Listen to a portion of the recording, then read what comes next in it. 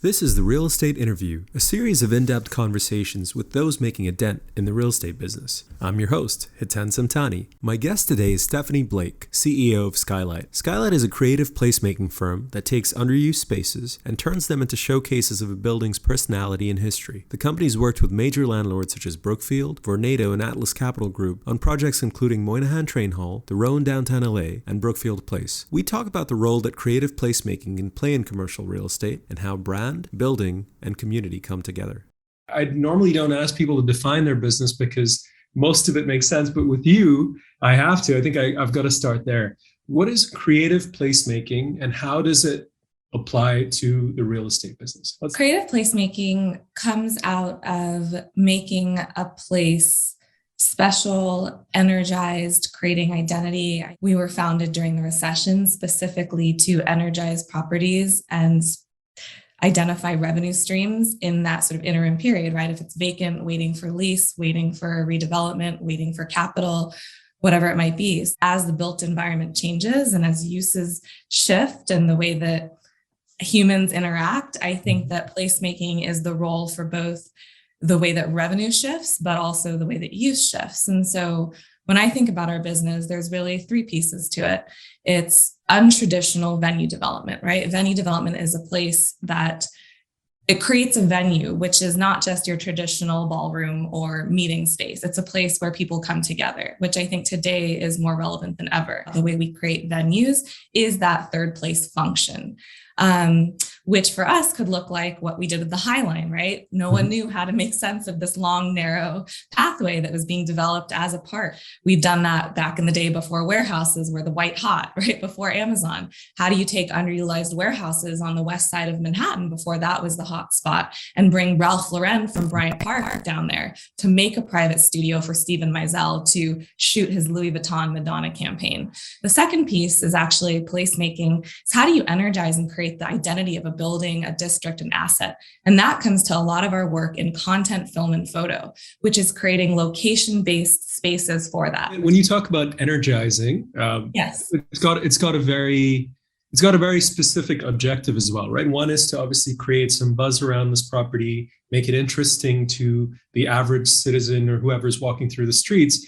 But that's not paying your bills, and it's not certainly paying the developer's bills. So there's one thing to create buzz around the property, but how do you then translate that buzz into increased commercial viability, a lease signing, a partnership with a brand, a pop-up store? How do you take it from, oh, that's cool, to let's sign, let's do some business? How is the commercial real estate landscape changing?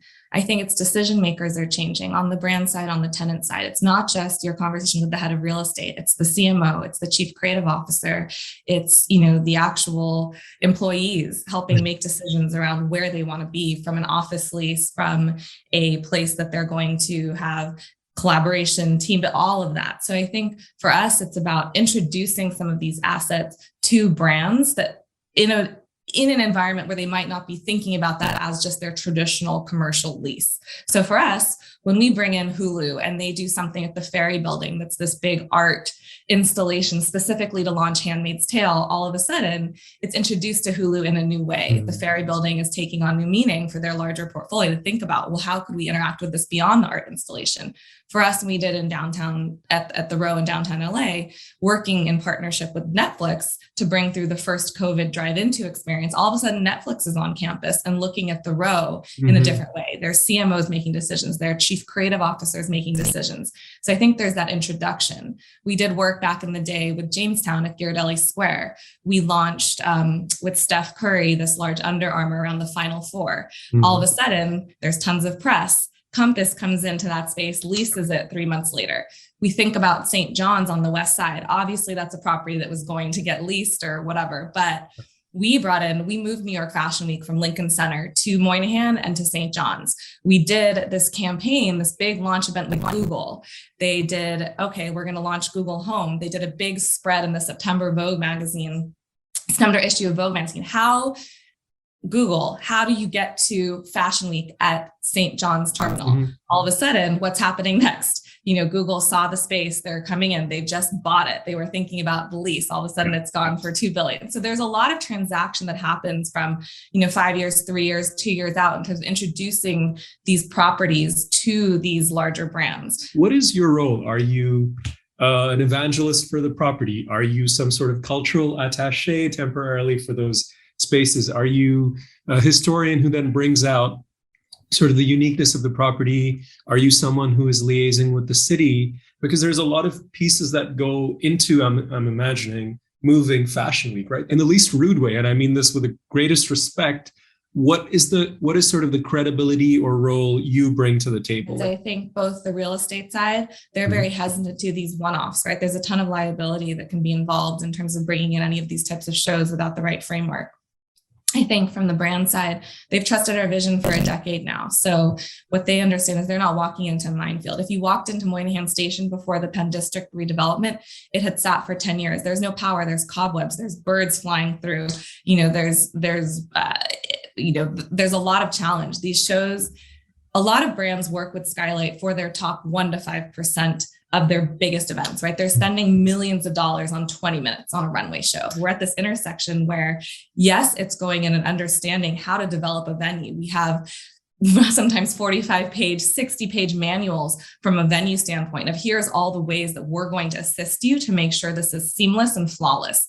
A landlord doesn't have the capacity to do that, right? In the same way they have property managers and various operators for purely the tenant experience. This is so much more intricate and challenging, but it's also for a short period of time. So you have to get it perfect, as well as your point around the city, right? There's a lot of permitting that goes into this. There's a lot of economic shifts that can come from where and how you move some of these things. So we do liaise with like the NYC EDC, with planning, with the police department, with the fire department to make sure everything is buttoned up in that way. I'd imagine there's a lot of rhetorical and political maneuvering that you'd probably need to do this kind of thing as well. We're a translator. The city at this point and a lot of the economic engines understand that where we sit, we're going to drive economic development. They trust in the way that we're able to develop a venue and that we have the ability to find that point of common interest between everyone. That happens, for example, even, down, well, I guess it's hard. There's certain things in terms of speaking about specifics, but a lot of times we are working with city agencies, be it the Battery Park City Authority, be it NYC EDC, on sort of bringing them to the table with their mission and identifying the intersection point between their mission and the landlord and also the other businesses in a district. And then the brand getting layered on top, they become an engine for that. So they can be the catalyst for how all of these pieces come together. Fashion Week, for example, there's a lot of different things that people could have, thought, but bringing it to Midtown to a languishing government project, there's no doubt that shaping it the right way can get the right interest, can spur development, and also can bring in, dollars to all the businesses around it. So let's talk about sort of those long-term changes. You've done an event, you've created a buzz, you've created growing awareness of the space. And in many cases, if you're really successful, you've managed to maybe even change the impression of the space, right? The next step, I'd imagine, is you're now weighing in on, bigger questions where even more capital is required, where the timelines are even larger, pre-development, development, what sort of retail mix is required. I saw that you'd done something interesting on Bleecker Street with Brookfield, I believe, right? Yeah. So there's some broader questions where you're almost functioning like a development executive in a way. It's almost the counterpart to the architect, right? The architect is designing space from, both a functional standpoint, but also an aesthetic standpoint. But I think in terms of the way that people move through space, how tenants are going to use the different spaces. So for us, our role is really to consult with the landlord on their goals, identify based on the tenant mix that they're seeking or the sort of, industries they're looking to fulfill. And how do we put forth as Skylight the amenity value proposition, right? So that means how the space is going to be, how the common spaces and how the building itself is going to create that platform of value, which is how they position it for leasing, how they position it to, the retention of their tenants. For a public company, there's a very strong or tight definition of what OpEx is, right? They'll be like, all right, I've got to spend this to make sure this happens. Now you're talking about integrating concepts like anthropological explorations of the space or commissioning a historical study, right? Those are not costs that are I guess those are tricky line items to justify is kind of what I'm getting at. So there's been a bit of a shift to get that accepted by the public markets, I'd imagine. I think yes, but I think while that's integral to identifying the right partner, if you're going to bring in, I don't know, Nike or Lululemon or Netflix to run your experiential center, not as a tenant, but to be a partner to create that intrigue or create that value, I don't think that's contested. So I think developing programs in the same way that, there's a certain investment to developing the gym or creating an auditorium or creating that amenity space. I think now it's just the focus on you actually also need to determine how's it being run, because there's so many underutilized amenity spaces where the investment's made, but it's not actually a driver to the lease and it's not being used. It doesn't help retention. So I think, yes, there's that initial sort of historical analysis and some of the anthropological studies, but a lot of that can be accounted for in just understanding who is your audience, right? And how are you also accounting for that sort of return on investment? Mm-hmm. Is it, that you have to, as landlord, play a larger role in your tenant's success? Be it office and productivity or just retail and sales. And so I think that's the piece where it is more accepted to understand that there's an investment to encourage and assist in that success. Does that help? Yeah, it does. Kind of better. And so I think it's less of the not that it's woo, I love, I as a history, I appreciate all of that stuff, but I think it's how do you make it practical and pragmatic in terms of how it's going to result in a higher price per square foot. I'd imagine that even in the, in the course of the installation or activation or long-term activation, that end tenant, be it a Facebook or a Netflix or a Google, see something in the space that they appreciate in a different way and then might incorporate into their own sort of occupier strategy. One of the hardest things in tech is the race for talent. What if they would appreciate this as well? What if this becomes a factor in our recruitment, right? That's where it gets really interesting. And people understand that innovation is a result of interacting with those maybe outside of your company. And so as a landlord, creating a platform where that can happen and bringing in interesting programming partners that might crystallize new thoughts or new ideas. And I think that's something a landlord needs to help facilitate, which is, how do you create a platform for these tenants to engage? Because all ships do rise the rising tide, and the consumer has an expectation of that these days. So the right tenant mix is very important, but also how the tenants interact can be the success of a longer term lease, renewing of leases. It's that community. I wonder how your model plays into this is oftentimes with these big companies with these massive balance sheets, Google being an example, Apple maybe being an example elsewhere, Facebook definitely thinking about it as well. Their end goal is to buy up the real estate. So Google spent close to, I believe, about $7 billion in New York City, the Chelsea Market building, the other one, and then this new one we just talked about, in buying up their real estate. So now you're not working anymore with a real estate operator. You're working with a tech company or a large company whose primary business is nothing related to what you do, right? So you might be when you're talking with a developer, there's a common language, there's a common sort of platform that you have in terms of leasing and in terms of setting up space. How does it work when you have to deal more and more, and I'd imagine in the future even more, with these tech companies directly, who are your end users plus your landlords? They're their own landlords. I think the education process is a bit different sometimes on, how and what is the value of placemaking, because to your point, they do think a bit differently about the investment and their end goal. Their end client is themselves. So there's your internal client. And I think these companies are large enough where you are actually dealing with sort of what's interesting about when it's the tech company versus the landlord. I think there's more of a organic relationship between all the floors and the ground floor. I think when it comes to the landlord, there's a little bit more of a disconnect in terms of how to monetize and how to make sense of the ground floor relative to the upper floors. Okay. I think that's fascinating. I think so. So basically, for a standard developer or landlord, the ground floor almost functions like a nice aroma to bring people into the rest of the building, right? They're like, come in. Whereas for a company, it's not that. It's not just a magnet. It's a little bit more. It can be a little bit more. Yeah, I mean, if you think about, to your point of Google, right, that was one of my first offices, was sort of across the way on 9th Avenue, and then also in Chelsea Market. And you see what they've done with the ground plane of, their 9th Avenue building. And I think it can function as, a place to bring through their clients, not just, get the public off the street and to come in organically. So I think there's ways that retail is shifting in this way too. But I think it's, the strategy becomes more a function of what that tech product is and what that play is and how they want to be integrated with the community, but also how they want to welcome their sort of consumers specifically for the larger play, right? Like Google is not just thinking about their tech, their physical product. They're thinking about their larger platform. And I think that's something that's actually interesting, because I think a lot of retail is trying to think like Google, right? It's not anymore about the transaction happening in the store. It's how are they, and so I think for landlords, it's finding the right mix that fits with, it's almost like to your point of the personality of a building. There's quite a backlash building up. Obviously, it's happened in San Francisco already. It's happened in LA. It's beginning to happen in New York as well, against big tech, and sort of how big tech is a symbol of, in many cases, the criticism is that, it's created a much more unaffordable city. Are you sensitive to that in the way you design your experiences? And how do you? Yeah, there's certainly that is happening. There's a lot of pushback. So we're conscious of in terms of trying to create something that's sustainable for the community by the community. And I think that's where it is a pretty distinct product from just creating purely a venue or a location-based, because the landlord has to also be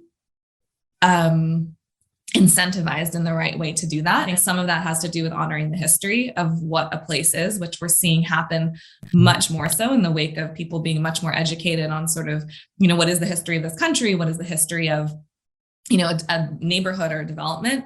And I think having that storyline at least aired in the beginning, and then thinking about the creators that might be more native to that location is a way to do that. I think it's challenging. I feel like there's got to be a little more to that. I feel like there's an element of backlash that maybe you haven't experienced yet, or maybe you're not telling me about. I think we have run into certain backlash, but I think the interesting thing is the ground plane is just a tricky place for the landlord generally. When we create a venue and we have Hermes and Google and whoever coming in, that's not necessarily on the ground floor. It can be, but I think that that's where it's more of just a business model. I think what you're talking about is actually creating a strategy to integrate with the community. And I think with that, often if you can work with various nonprofits, or you work with, some of the flea market, there's a lot of existing entities that the community has already bought into that you can find a home for that can also drive value to your assets. But in the commercial real estate market, there's obviously one big player we haven't yet talked about, which is the brokers, right? For a long time, strategy, branding, tone of a space wasn't actually dictated by the landlords. It was often dictated by the brokers, who in many cases are mega corporations in themselves.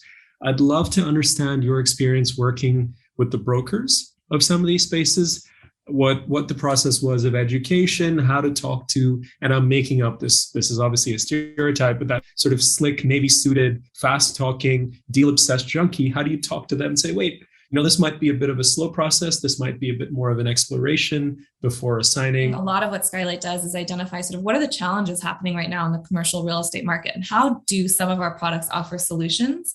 And so I think the conversation there is more, okay, so what are the challenges with marketing the World Financial Center?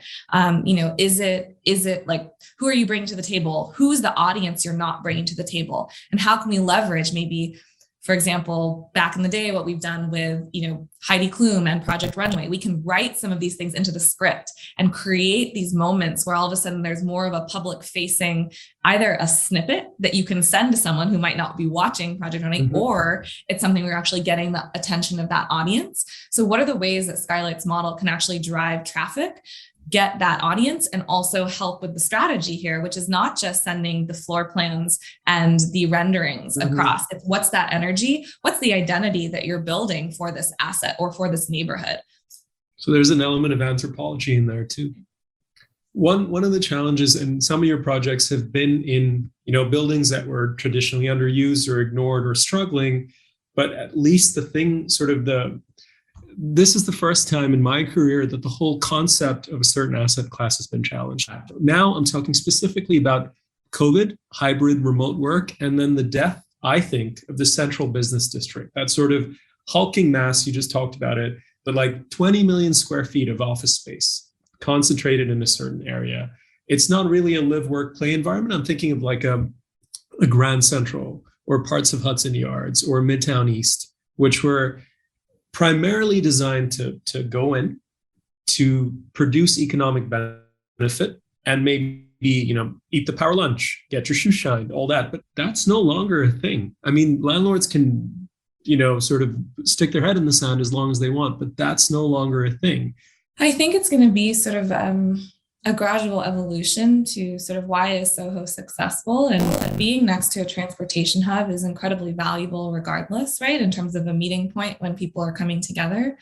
So I think there can be an evolution of sort of what is the next sort of culinary entertainment work-life balance in the way that, when we think about warehouses, right, they became everything from lofts to, distribution centers. I think the idea of adaptive reuse is really interesting. I think it hasn't been applied to the office space yet, but I think there are ways to think about creative use for that. We've done, for example, in Chicago with the Chicago Board of Trade building, right down there is a central business district.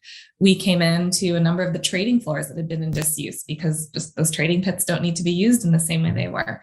We brought in 29 rooms, for example, there, did a bunch of different installations, and it sort of re-energized for a brief moment in time. It was a couple months long, but it re-energized that district to bring in different demographics there to inhabit and to have art in that space. And I don't think that's necessarily the trend. And I don't know exactly what will happen yet, but I think we've seen adaptive reuse throughout the course of time continue to be. There's form following function. And then what's that next piece? We still are humans. We need to be in the built physical environment. We spend 90% of our time in these, places. I don't want us to end on a pessimistic note. So I do want us to talk about one of the buildings that I'm most fascinated with, which I know you've got a chance to work on. Speaking about 23 Wall Street, a former JP Morgan building. I think it was one of the first buildings in the country to get electricity. I know that Jack Terzi's been in contract to buy it forever. And you've worked on that project. So tell me everything you can about that project and what you did.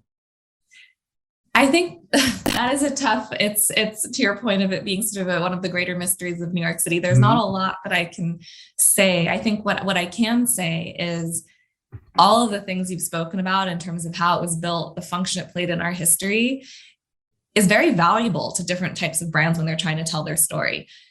The main activation we did there was with Nike and Virgil Abloh on sort of creating and having conversations around the future of fashion, sort of the streetwear meets sort of the sneakerhead, creating workshops for students to come down and design their own sneakers, having panels down there. There were installations of sort of the way the art world meets sort of the street scene meets the way that Nike can help be sort of the 21st century patron to support some of these artists. So I think what's interesting about that building is there's a lot of challenges around it for sure, particularly in its location, but also in terms of, the different pieces of ownership. But I think that it shows that there's an interest from these brands who have dollars in historic and interesting buildings. Buildings with a story are very inspirational to experiences. And I think that plays a role, not just in a one-off experience, but in a reason to choose that space for an office or the inspiration for some type of entertainment or culinary or membership club. I think there's opportunity to really celebrate the history and the ghosts and the magic of how it was created and bring it into its sort of 21st century identity.